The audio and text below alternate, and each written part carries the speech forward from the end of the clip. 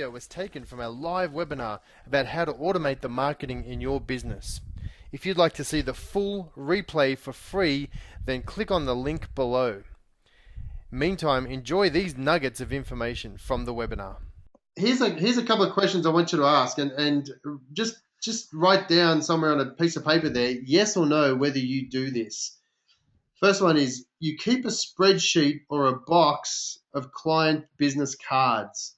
So if you keep a box of or a spreadsheet of your client contacts, then just write down a little word yes, because you probably need to start thinking about automation if you do that.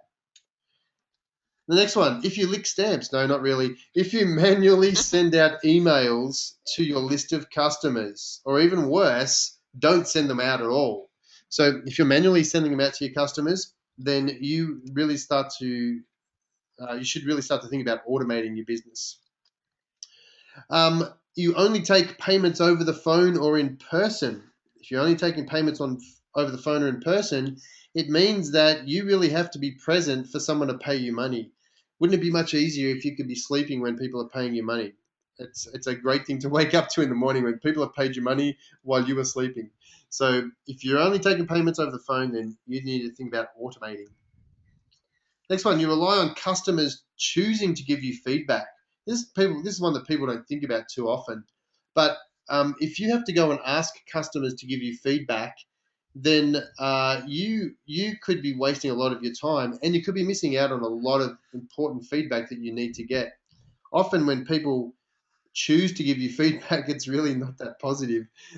So if you can ask for the feedback automatically, and we'll show you some tools to do that too, then you're going to be leveraging your time so much more. Let's have a look at invoices. If you're sending out invoices and chasing payments manually, then you've got to start thinking about automating as well. Maintaining a written diary to keep track of appointments. I know people are still doing that in this day and age. And, I've asked them, why are you doing that? Oh, because it's easier for me.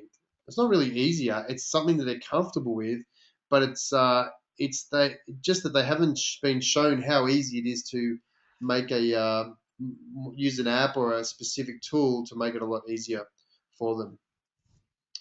All right, you need to automate too. If you spend way too much time on social media, put your hand up if you're doing that. I can see a few hands going up already.